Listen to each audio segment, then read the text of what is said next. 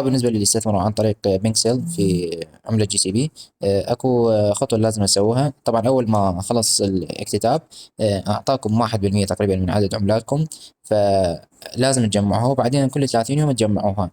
تسوي له كليم. شلون يصير هذا الشيء؟ بكل بساطة تدخل على الموقع، تربطه بمحفظتك اللي استثمر عن طريقه، وتختار شبكة بي ان بي، او ثم تنزل تحت. اوكي، طبعا شبكة بي ان بي هنا فوق تختاره. ثم تنزل لتحت. يعني احنا نعرف هاي الخطوات، شفنا الشرح قبل شلون استثمرنا.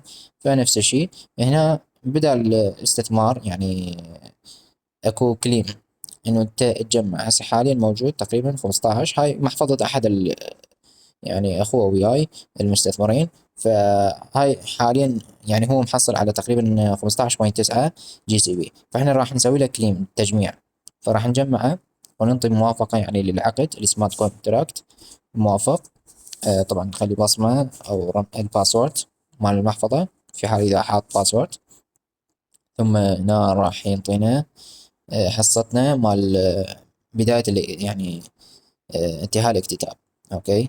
ثم بعد كل 30 يوم تدخل وتسوي نفس الحركة على مود شنو؟ على مود تجمع بقية النسب. أول نسبة 1% ينطانا، النسبة البقية تقريبا 8 أو 9% ينطينا على مود شنو؟ على مود يعني مثلا ما جاي أشوف 9% كل 30 يوم هنا مكتوب، ف9% راح ينزل لك كل 30 يوم إن شاء الله.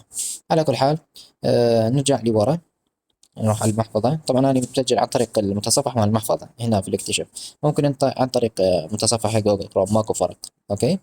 بكل بساطة تجي على الجي سي بي هنا مثل ما جاي اشوف ترسته. هاي مثل ما جاي تشوفون عندنا 15.39. هنا طبعا تقدر تسوي له ارسال، تخلي عنوان محفظة جي سي بي على منصة جي سي بي، او على اي منصة ثانية مثلا منصة بانك سواب، ونحدد الكمية كلها، حد الاقصى كل الكمية نحطها ونرسله. اهم شيء يكون على شبكة البي ب 20 يعني باينانس مارجن. ماشي يا اخواني؟ فهذه هي يعني شرح خفيف على السريع، وان شاء الله استفادته.